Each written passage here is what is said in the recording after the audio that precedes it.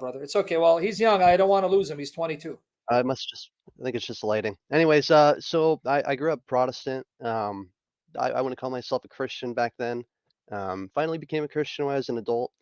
Um, and now I'm considering the apostolic churches like Catholic, Orthodox. Yeah. I don't know where to start. Well, you're in a journey like I am. Orthodox and Catholic are my two options. I really love the Eastern branch. In other words, I love icons. So Eastern Catholic Rite, Byzantine Catholic Rite, and the Eastern Orthodox Church because I love the icons. Mm. But I'm going very slow because the two main issues, there are many, but the two main ones which separate the Orthodox from the Catholic, which why they're not communion, is the papacy. Just in a nutshell, Right. that the Pope is the head of the church on earth because he is the successor of Peter. That's what the Catholics believe. The Orthodox don't believe that. So it's the issue of the papacy and then the issue of the filioque. When the Spirit proceeds from the Father and Son, how? And that's what's kept the Catholic and the Orthodox Church from communion. So those are the two issues that I need to slowly and prayerfully study. That's why I'm not rushing into committing myself to one or the other until I fully study. And I know the Lord knows my heart. My intention is not that I want to delay it, but I don't want to rush and then change because you have people who've done that. You'll have people who become Catholic, then become Orthodox. And some of them go back to the Catholic Church. Or they become Orthodox, go to Catholic, come back to the Orthodox. I don't want to do that. I want to make sure I've really done my homework. And once I settle by the power of the Holy Spirit, I want to die in that church or remain there until the Lord returns. So those are your only two options. Those are the issues. You gave those three YouTube channels earlier. I have them recorded. I'll watch those, but I don't know. I want to get invested in a church and learn the faith because I've been watching your series, so I'm getting everything, but I haven't been to like an actual apostolic church. Yeah. Were you baptized a Protestant church? What were you baptized in? Yeah. Okay. Yeah. See, that's the problem with you because you were baptized in a Protestant church. The Catholic Church, unless you want to become Catholic, and the Catholics, you can correct me on this, you can't take communion there, and you can definitely not take communion in the Orthodox Church. Well, I have a desire. Say it again. I have a desire to join. I don't know where to go. Yeah, that's what I'm saying. You can't go either one unless you've decided to commit because they won't allow you to take Eucharist. Now, my advantage over you is because the Assyrian Church of the East, I was baptized in the Assyrian Church of the East. They're in partial communion with the Catholic Church. So the Assyrian Church, Catholic Church, they're in partial communion, meaning they allow members of each church to take communion in their churches. So I can go and take communion at the Catholic Church. I can do that. It's such a shame because, Jesus, he said, let us all be one so that the whole world sees. Yeah, exactly. We suck. We are the greatest argument against Christianity. Jesus is infinitely beautiful. When someone studies Jesus, you fall in love with him. When you look to Christians, you hate Christianity. And then I have one more question for you. This is just something I've thought about. Do you have any resource I can look into, or do you have any insight onto the origin of evil? How did sin first propagate? In a nutshell, I don't know who I can recommend. In a nutshell, it was Satan that introduced sin into the world. Because remember, the serpent tempted Adam and Eve. So human sin was passed on by Adam and Eve. But the original sinner was the serpent, Satan. He was the one who committed the first sin. Because what is sin? In 1 John chapter 3, verse 4, 1 John chapter 3, verse 4, it says, sin is breaking the command of God. Sin is lawlessness, breaking his command. So the first sinner, the first one to disobey God and his order is the serpent, meaning Satan. And you know where you find this taught explicitly? Here's the advantage of reading the Deuterocanonicals. If you go with just the Protestant canon, 39 Old Testament books, 27 New Testament books, the first reference to the serpent being Satan is in Revelation 12, verse 9, right? Okay. If I were to just go with the shorter canon, 39 Old Testament books, 27 New Testament books, I would not know that the serpent is the devil until I get to Revelation. It's in Revelation 12, verse 9, where we're told that ancient serpent is the devil. But if you read the Deuterocanonicals, in Wisdom chapter 2, verses 22 to 24, we're told that the serpent who caused Adam and Eve to sin was the devil, and he did it out of envy. So we're told that Satan's sin was envy. Here, let me show it to you. See the advantage, guys, Protestants, you're listening? The advantage of having the larger canon. You'll find information there that you don't find in the shorter canon. Here it is. Wisdom chapter 2, verses 22 to 24. Here it is. Wisdom of Solomon, which is part of the Orthodox canon and the Catholic canon, but it's not part of the Protestant canon. Here it is. Chapter 2 of Wisdom of Solomon, verses 22 to 24.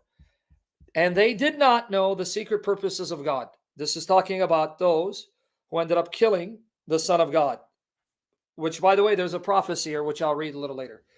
Nor hope for the wages of holiness, nor discern the prize for blameless souls. For God created man for incorruption. So God didn't create you to die. God didn't create you to be mortal. He created you to be immortal and incorruptible. It's right here. See, for God created man for incorruption and made him in the image of his own eternity. So he made you to be eternal like him. So then why do you die? But through the devil's envy, death entered the world, and those who belong to his party experience it. So right there, you're told that serpent was the devil who, out of envy and hatred towards humans, tempted them to sin so they would die. So evil came from Satan disobeying God because God chose humans to be the crown of his creation, and that caused him to be envious. I correct me if I'm wrong. I believe there might be a verse that like references us judging the angels. Does that Yes. mean angels have free will and can sin? Yes. 1 Is it? Corinthians chapter 6, verses 2 to 3 is what you're referring to, where Paul says, do you not know we will judge the world? We will judge angels? Yes, we will judge angels, because if spirit creatures were not endowed with the ability to choose, then Satan could not have chosen to rebel against God, and demons could not have chosen to rebel against God, because demons and Satan were not created evil. They were created good. They were good spirit creatures.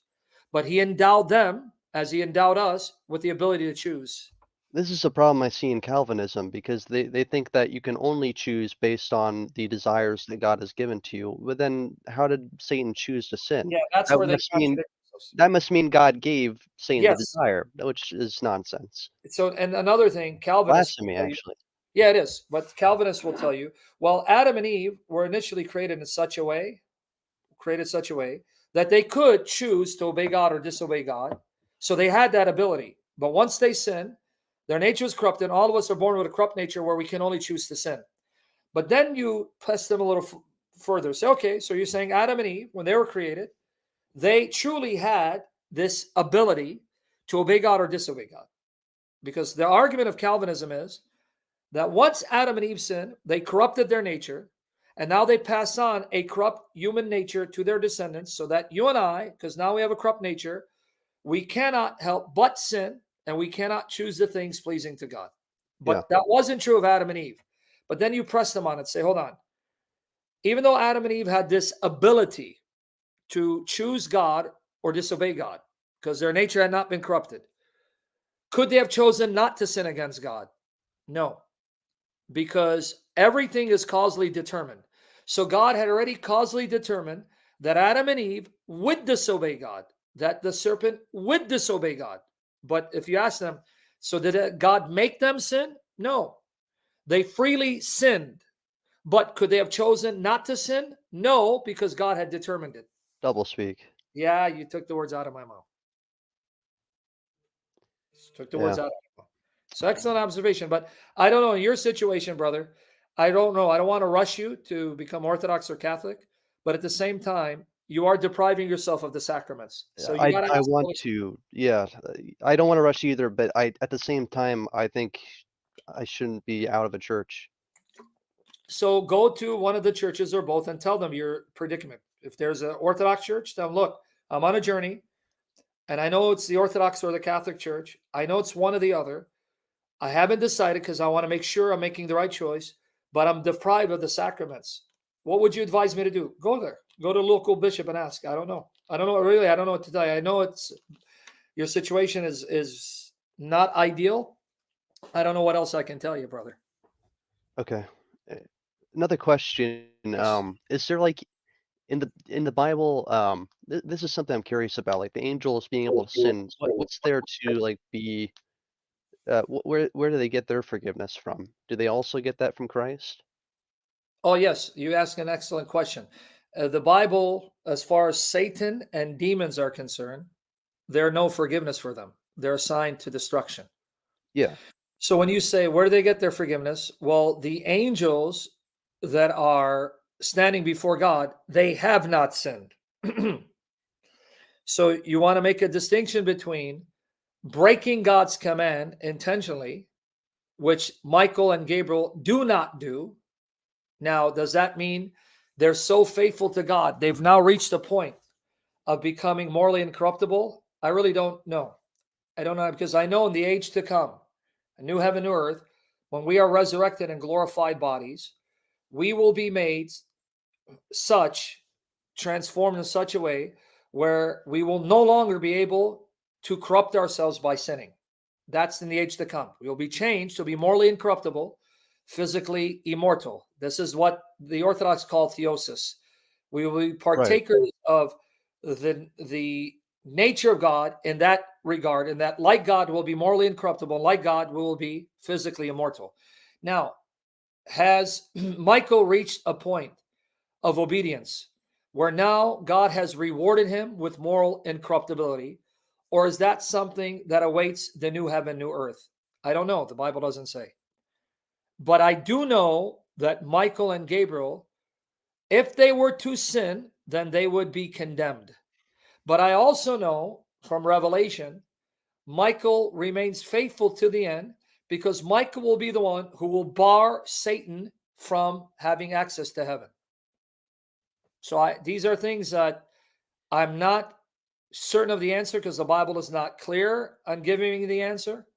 Now, I don't know how the church fathers wrestle with that issue, because the Bible is clear on this. The more you do something, the more you engage in something, the more it becomes second nature. So it's no longer something you do, something you choose, it's something it chooses for you. In other words, it becomes so ingrained in your DNA, it's now instinctive. And that's not just true with moral choices. In every field of discipline, what is the one thing they keep hammering? Repetition, right? Like in martial arts or boxing. They keep hammering repetition. Keep doing the techniques over and over again, because you want to drill it in your neural system, where now you don't have to try to hit, you just do it instinctively. It becomes second nature. Well, in the spiritual realm, when it comes to spiritual matters, when you do something so repetitively, it becomes so ingrained and engraved in you that it's no longer something you choose, it's something you do instinctively as second nature. Now, have the angels reached that level of being so faithful to God, where now they are so righteous, it's now second nature to them. They're not able to become unrighteous. I don't know. So where the Bible is silent, I have to be silent. And I don't know how the church fathers wrestle with that, grapple with that. Because if Satan was an angel or a spirit creature, and the demons are angels, that means they were created righteous and morally upright, but they were endowed with the ability to sin against God, and they did, and they corrupted themselves. So wouldn't that also apply to Michael and Gabriel? It has to. So does that mean Michael has a potentiality of sinning? Well, if they are endowed with the ability to choose to obey or disobey God, then the answer theoretically is yes. Or have they reached a level of obedience and righteousness? It's now second nature, so they are no longer able to choose to disobey. Perhaps. I don't Yeah, know. I see it as being like you're saying, or something along the lines of being filled with grace, like Mary was, right? Yes, So exactly. See, Mary's nature was such, God worked on her nature in such a way where she made free choices, but the free choices she made were always righteous because her disposition, her inclination was purified. Right? When people say, okay, was Mary forced to say yes to God? No, she freely said yes to God because her nature was such that her choices, her proclivities, her desires would always be right in accord with God's will. So, in other words, God did for Mary in advance, because she would be the God bearer, what God will do for the rest of us in the age to come. Okay. Thank you, brother. Excellent questions, brother. You asked excellent questions. I'm proud of you because you're thinking deeply. But go to one of these churches, say, "This is my dilemma. What do I do?" See what they'll tell you. Yeah. Thank you. God bless. Bless you, brother. Excellent.